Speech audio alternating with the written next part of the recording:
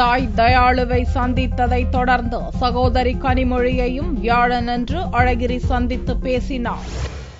திமுகவில் தற்காலிகமாக நீக்கப்பட்டதை அடுத்து பல்வேறு கட்சி தலைவர்களை தொடர்ச்சியாக சந்தித்து கட்சி தலைமைக்கு அதிர்ச்சி அளித்து வந்தார் கருணாநிதியின் மகனும் முன்னாள் தென் மாவட்ட அமைப்பு செயலாளருமான அழகிரி. இதையடுத்து கட்சியிலிருந்து நிரந்தரமாக நீக்கப்பட்டதாக திமுக பொதுச் செயலாளர் அன்பழகன் அறிவித்தார். புதனன்று சென்னையில் பிரச்சாரம் துவக்கிய திமுக தலைவர் கருணாநிதி நன்றி மறந்தவர்கள் மனைவியாக இருந்தாலும் பிள்ளைக்குட்டியாக இருந்தாலும் மன்னிக்க மாட்டேன் என்று பேசிக் கொண்டிருந்த போது கோபாலபுரத்தில் அவரது வீட்டுக்கு சென்றார் அழகிரி. அங்கு தனது தாய் தயாளுவை சந்தித்து நலம் விசாரித்தார். அவருடன் அரை மணி நேரம் பேசிக் கொண்டிருந்து விட்டு கருணாநிதி வீடு திரும்பும் முன் புறப்பட்டு சென்றார். அழகிரியைப் போலவே கனிமொழியும் திமுக முன்னணி தலைவர்களால் புறக்கணிக்கப்பட்டுள்ளதாகவும் அவருக்கும் கட்சியின் பொருளாளரும் இன்னொரு சகோதரருமான ஸ்டாலினுக்கும் இடையே கருத்து வேறுபாடுகள் எழுந்துள்ளதாகவும் கூறப்படுகிறது. இந்நிலையில் சென்னையில் தங்கியிருந்த அழகிரி வியாழனன்று காலை சிஐடி காலனி சென்றார். அங்கு கனிமொழியை சந்தித்து அரசியல் நிலவரம், உள்கட்சி பிரச்சனைகள் குறித்து விவாதித்ததாக கூறப்படுகிறது. இருப்பினும் இச்சந்திப்பின் விவரங்கள் ரகசியமாக வைக்கப்பட்டன.